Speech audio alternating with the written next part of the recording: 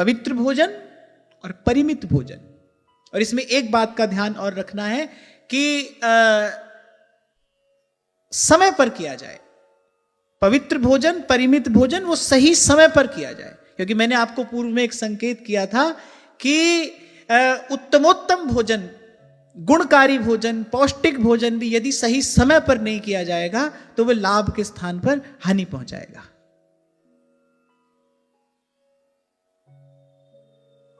माने भावावेश में आकर शरीर की अनदेखी नहीं करना, क्योंकि मैं कहता हूं कि किसी और मार्ग के साधक को स्वस्थ शरीर की आवश्यकता हो ना हो, हमको तो अवश्य है, क्योंकि हमको सुबह से शाम तक श्री जी की सेवा करनी है। श्री जी के मंदिर के मार्जन से लेकर श्री जी का श्रृंगार, राग, भोग, ये सब सेवा हमको करनी है। तो भाई हमारा शरीर तो स्वस्थ होना चाहिए, शरीर की संभाल करनी है, इसी भाव को हृदय में रखते हुए, क्योंकि भाई इस शरीर से श्री जी की सेवा करनी है। जो भी श्री जी की सेवा में उपयोग आने वाली जो वस्तु होती है उसकी हम साथ संभाल करते हैं कि नहीं करते, उसको आदर पूर्वक रखते हैं कि नहीं रखते। श्री जी के वस्त्र हैं, श्री जी के आभूषण हैं, श्री जी के पात्र हैं, इन सबको हम आदर पूर्वक रखते हैं ना, उनकी संभाल करते हैं। यह भी सखियों की एक सेवा है, वाणी में इसका वर्णन मिलता है। श्री जी के जो वस्त्राभूषण हैं, जो सौंज सामग्री है, सहचरियां प्राणवत उसकी संभाल करती हैं। तो भाई ऐसे जो शरीर है ये भी तो श्री जी की सेवा सामग्री है। और गोस्वामी जी तो कह रही है तन बिन वेद भजन नहीं वरना, बोले शरीर के बिना भजन नहीं होता। एक और बात मैं यहां पर कहूं, कहा बड़े भाग मानुष तन पावा, सुर दुर्लभ सोई ग्रंथ निगावा। शंकराचार्य भगवान कहते हैं मुक्तया अपि विग्रहम कृत्वा तम भजन्ते, बोले जो मुक्त हो गए हैं, बोले वो भी शरीर धारण करके, भारत भूमि पर मनुष्य का शरीर धारण करके अरे भगवान का भजन करते हैं। तो शरीरम आद्य खलु धर्म साधनम, हमको इससे श्री जी की सेवा करनी है, इस भाव से।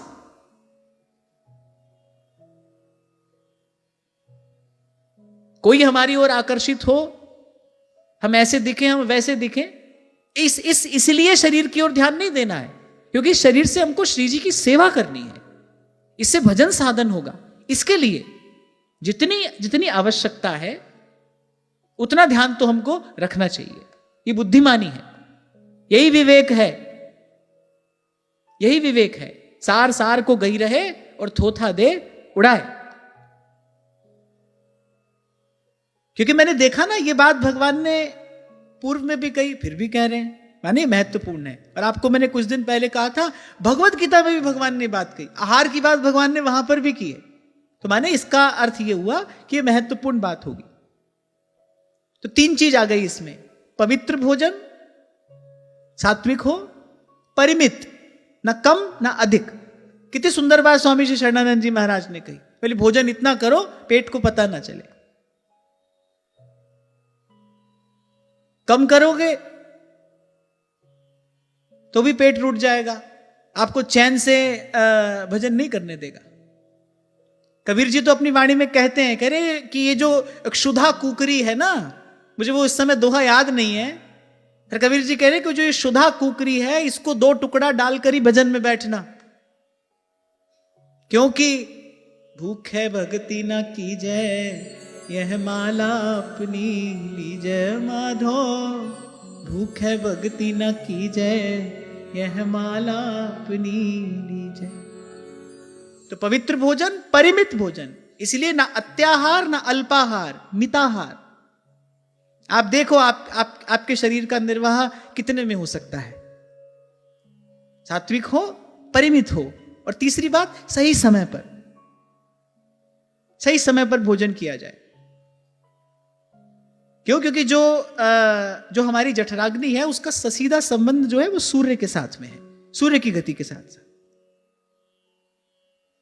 सूर्यास्त के बाद यदि बहुत गरिष्ठ भोजन किया जाए तो सारी प्राण शक्ति जो है वो भोजन को ही पचाने में लग जाएगी, क्योंकि उसका सबसे पहला काम भोजन पचाना है। जब जठराग्नि है नहीं और आपने बहुत गरिष्ठ भोजन किया तो जो सारी प्राण शक्ति है जिससे शरीर में और सब काम होना है, जो टूटे फूटे सेल है उनकी रिपेयर करती है प्राण शक्ति, अब वो सब काम छोड़कर भोजन पचाने में लगेगी। इससे क्या होगा? इससे धीरे धीरे रोग प्रतिरोधक क्षमता क्षीण हो जाएगी, शरीर रोगों का घर बन जाएगा। अब ये कोई आध्यात्मिक बात नहीं है, ये तो शरीर का विज्ञान है।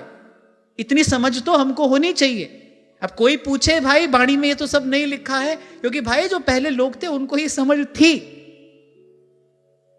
ये मन माना आचरण ये तो आज दिखाई देने लगा है। आज से 2 पीढ़ी पहले भी आप देखो तो हमारे बड़े बूढ़े लोगों को सहज में इतनी समझ थी, कब खाना है, क्या खाना है, कितना खाना है, जिससे हमारा शरीर स्वस्थ रहे।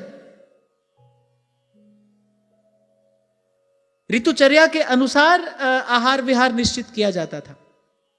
एक वस्तु जो एक ऋतु में गुणकारी है वही दूसरी ऋतु में हानिकारक हो जाती है। अब शीत ऋतु है, अब गरिष्ठ वस्तु गुण करेगी, लेकिन यही गरिष्ठ वस्तु आप जेठ के महीने में खाओ तो दूसरे दिन रोगी हो जाओगे। तो इस प्रकार ऋतु का, समय का विचार करके आहार निश्चित किया जाता है। अरे हमारे यहां श्रीजी में भी आप देखो, राधा वल्लभ जी में ऋतु के अनुकूल ही तो राग भोग की व्यवस्था है। जून के महीने में तो खिचड़ी का भोग नहीं लग सकता।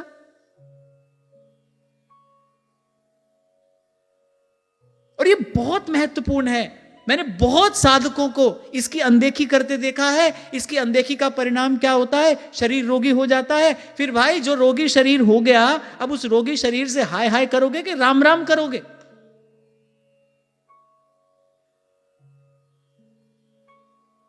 वृंदावन आए और ऐसी भावावेश में जाकर जमुना जी की रज में पड़ गए। तीसरे दिन निमोनिया हो गया। अब चलो अब अस्पताल में चलो। तो ये कोई बुद्धिमानी नहीं है। इसलिए कुछ दिन पहले हम बात कर रहे थे, जो आपकी पूर्व की यात्रा है, जैसा आपका शरीर है, आपका स्वभाव है, आपकी रुचि है, आपकी प्रकृति है, इस सब बात का विचार करके अपना मार्ग निश्चित करना। देखा देखी भक्ति को व्यास ना होई निबाह, बोले शुरू तो कर दोगे, निभा नहीं पाओगे।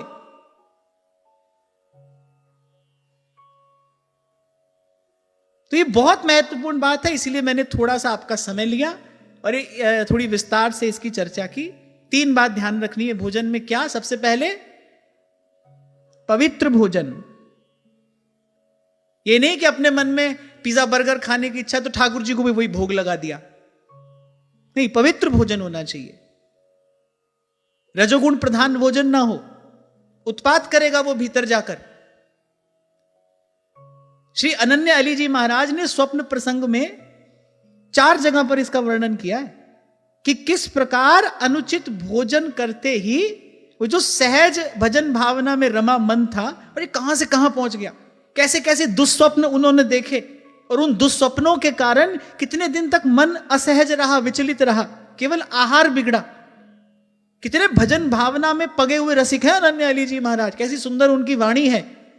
हम साधकों के लिए ही ये बात लिख कर गए। उन्होंने तो यहां तक लिखा, मरे श्वान को मांस है, राज तुरक को धान, अरे खान पान की को कहे छुअत कीजिए स्नान। अपवित्र वस्तु खाई तो अरे खान पान की को कहे, अरे खाना पीना तो दूर, छू भी लो तो स्नान करना चाहिए। ये तो रसिक संतों के अनुभव हैं।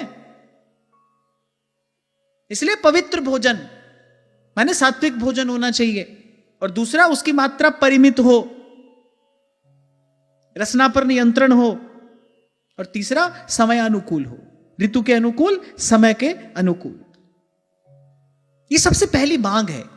और मैंने कहा हमको तो सबसे अधिक आवश्यकता है इसकी, क्योंकि हमको भाई दिन भर बैठे बैठे माला थोड़ी फेरनी है। हमको तो श्री जी की सेवा में लगना है। सुबह मंगला से पहले और शयन के उपरांत तक हमको श्री जी की सेवा में रहना है। और कैसे स्थिताम नित्यम पार्श्वे विविध परिचर्यैक चतुराम, कैसा सहचरी का स्वरूप है। अगर इस जीवन को ही अपनी भजन भावना के अनुकूल अनुरूप नहीं बनाएंगे तो फिर कैसे आगे बढ़ेंगे। और मैंने कहा कि श्री जी के मंदिर के मार्जन से लेकर श्री जी का श्रृंगार, राग, भोग, सब व्यवस्था हमको करनी है भाई। तो शरीर तो स्वस्थ होना चाहिए। तो इसलिए ये बड़ा महत्वपूर्ण बिंदु है। इसकी अनदेखी नहीं होनी चाहिए साधक जीवन में।